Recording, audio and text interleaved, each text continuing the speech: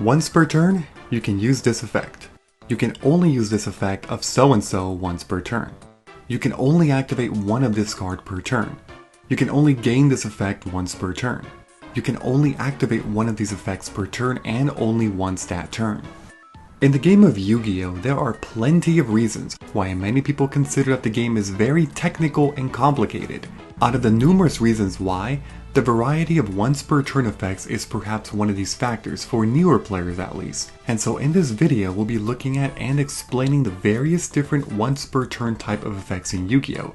And we'll even look at the once per duel, twice per turn, and even thrice per turn cards. Yes, I'm not making this up, there are actually thrice per turn effects in Yu-Gi-Oh! Alright, let's take a look.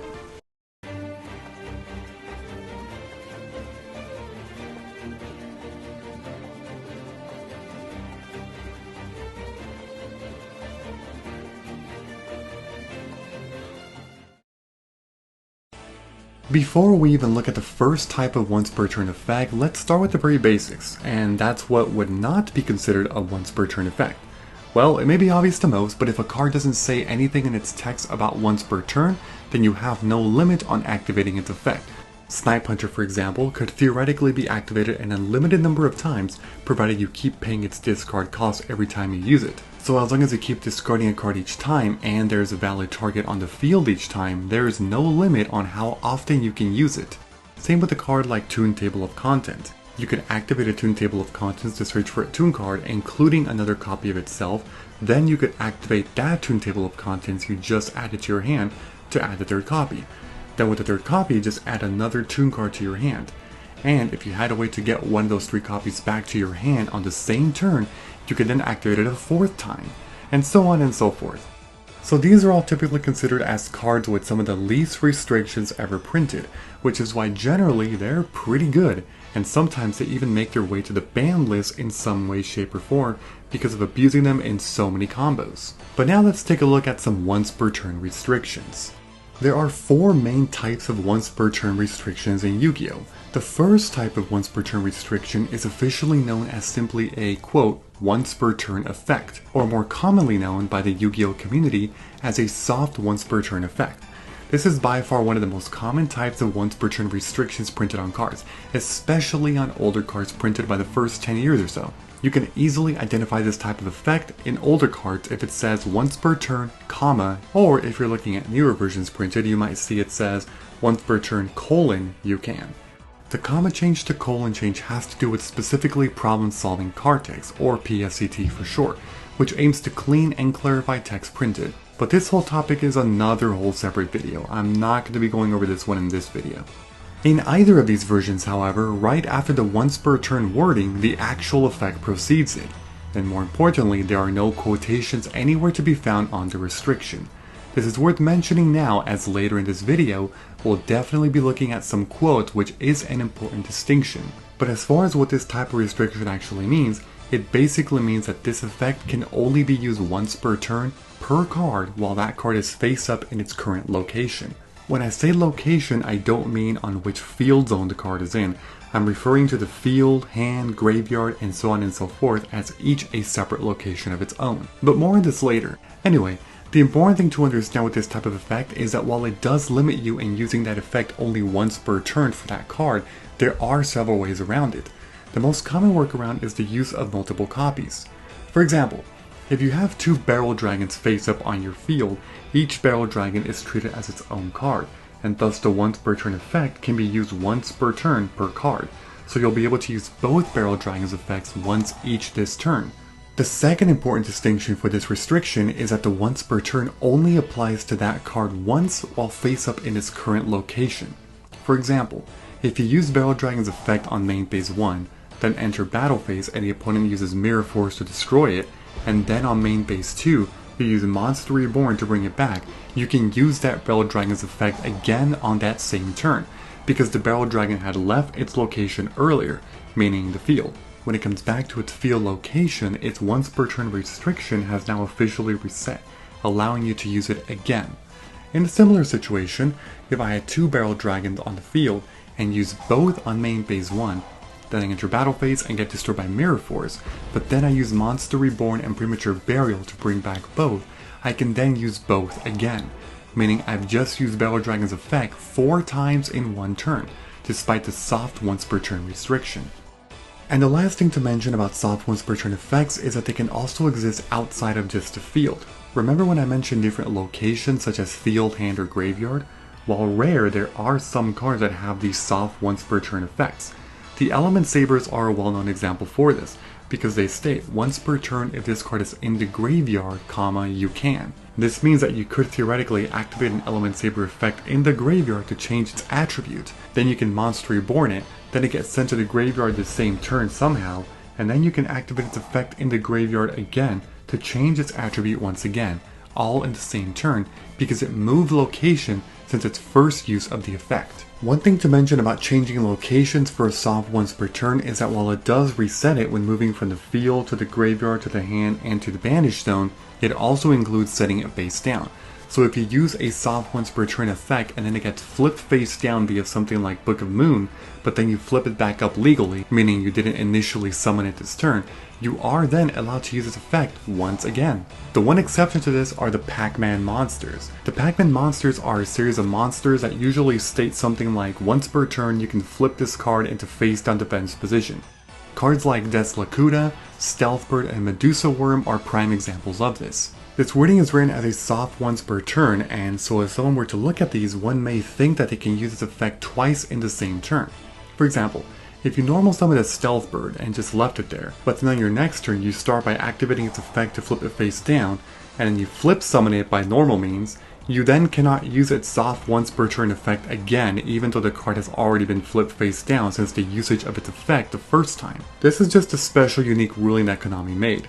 The other alternative was to just errata all these cards by giving them a hard once per turn, which we'll get to in just a bit, but that would be a lot of card erratum that they would just have to keep reprinting. The second type of once per turn restriction is officially known as only once per turn, or more commonly known by Yu-Gi-Oh players as a hard once per turn. This type of restriction is also fairly common, especially on newer cards printed since around the early Xyz era to the present day. It's a harsher restriction than the previous one, and Konami basically had to make this the new norm ever since the game and its combos got insanely fast over the last 10 years or so. You can identify this type of restriction by looking for the word, quote, only on the effect. A good example is what's usually found in monster effects, such as you can only use this effect of quote insert name once per turn. Note the quotation marks around the name of the card, as in the example with Lady Debug. It traps the name Lady Debug in quotation marks.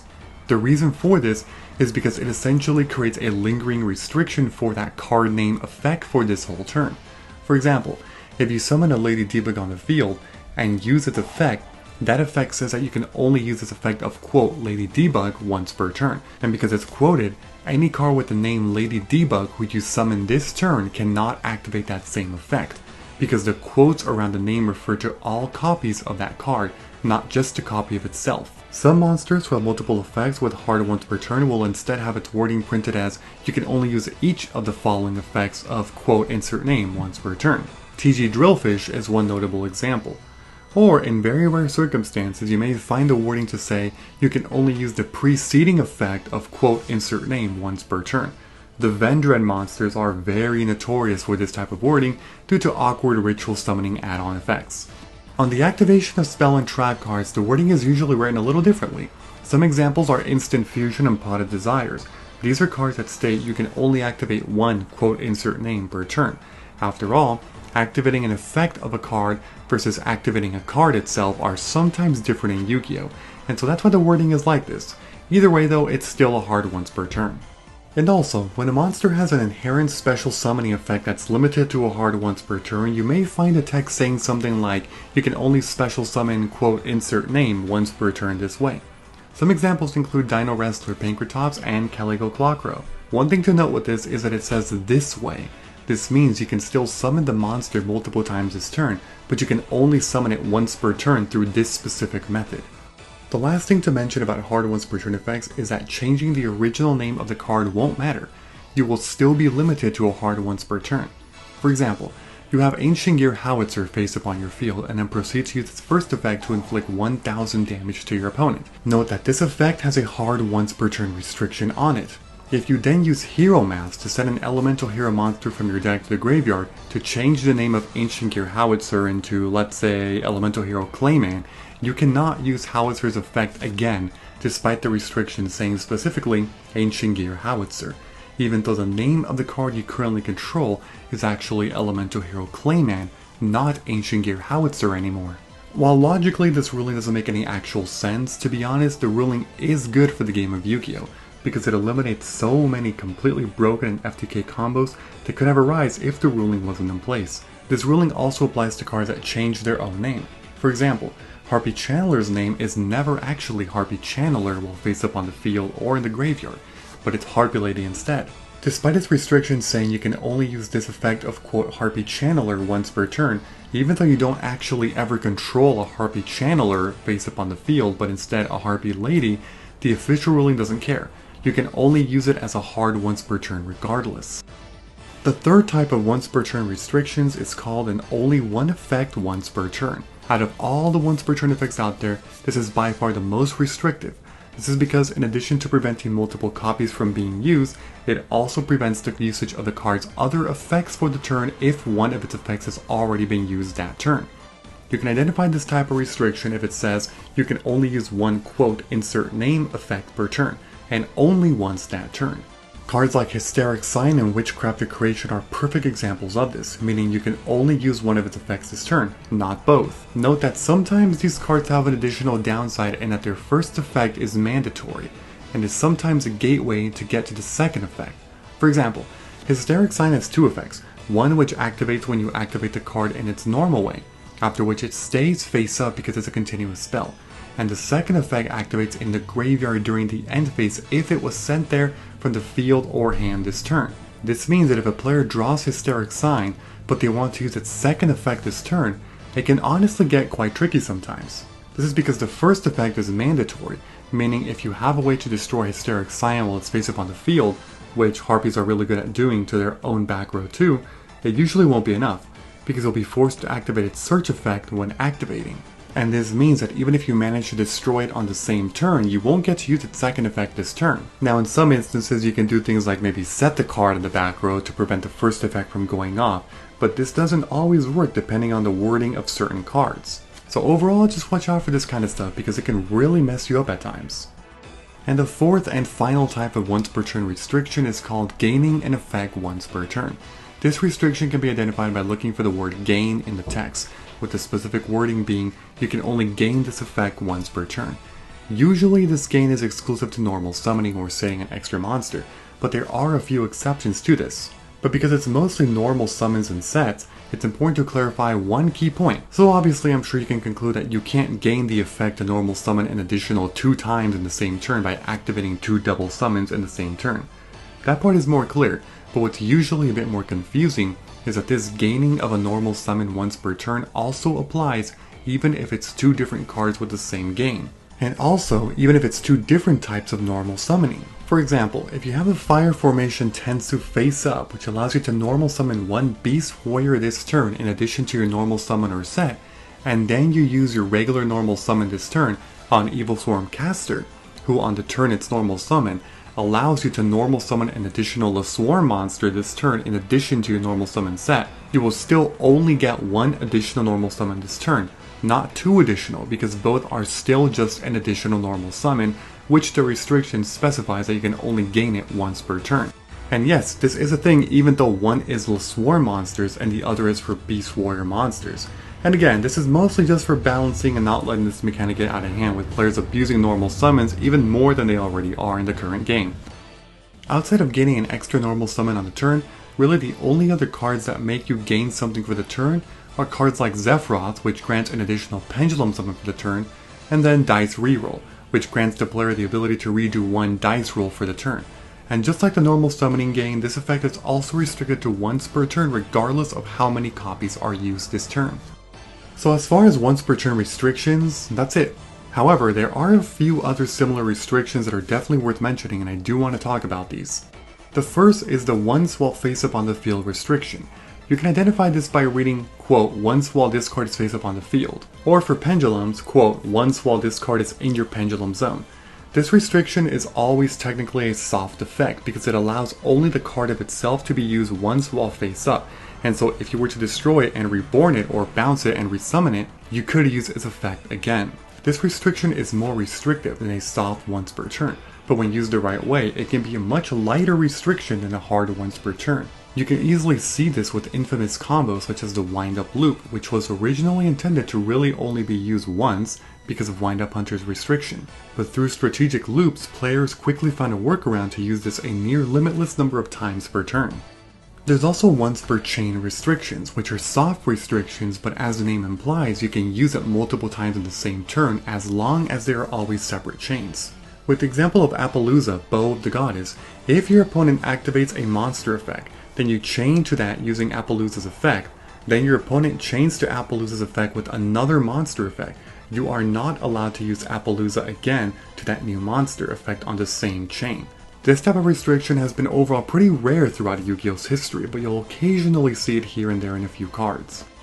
There's also the once per duel restriction, but there's a really funny story to this one because Konami has learned that this restriction is realistically impossible for it to exist as a soft once per duel restriction. And so since they've learned, this is always a hard once per duel restriction on any card. You see, in the very early days of Yu-Gi-Oh, there was a card known as Twin-Headed Behemoth. The original version of this card, which released in 2003, stated, "This effect can be used only once during the current duel." While easy to understand if a player only ran one copy of this card in their deck, it became way too chaotic and confusing if a player ran 2 or 3 copies because this restriction was not a hard once per duel. Let me explain with some examples. If Twin-Headed Behemoth got destroyed and sent to the graveyard, and the card used its effect to bring itself back in the end phase with 1000 attack and defense, then it got destroyed again while it had 1000 attack and defense, most people would then say that the card would not be allowed to bring itself back again because of its once per duel restriction. Okay, that's the easy part. But what if Twin-Headed Behemoth got destroyed and sent to the graveyard, and the card used its effect to bring itself back in the end phase with 1000 attack and defense, then it got destroyed again, and then you monster reborn it so it has its 1500 attack back. If it were to get destroyed again by this point, would the card be able to come back at the end phase again? For this scenario, most people would still say that it cannot use its effect again, because it was visible the entire time on the field and in the graveyard back and forth, and so it's clear and identifiable to both players. However, let's say that after using its effect, it got compulsed back into the hand and then resummoned on the next turn. Would it then be able to use its effect?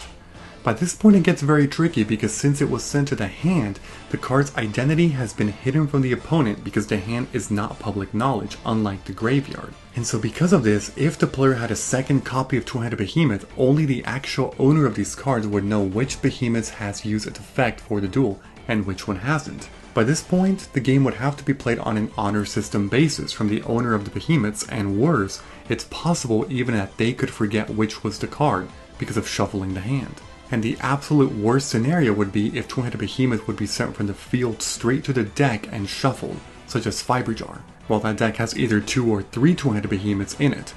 By this point, neither player would know which behemoth is which, and it's against the rules in Yu-Gi-Oh to mark your cards in any way, so there'd be no way of knowing at all. It's exactly because of this extremely confusing ruling that Konami limited Twin-Headed Behemoth on the ban list, even though it was a card that was never worthy of the ban list power-wise. But they did it so both players always knew that it was only possible for a deck to run 1. And once the player used its effect, both players knew that it could no longer use it even if it was shuffled into the deck. Eventually they had to errata the card to give it a "you can only use this effect of Twin-Headed Behemoth once per duel" restriction in order to remove it from the ban list. This ensures that even if a player runs 3 copies of this card, they will only be able to use its effect a combined 1 time.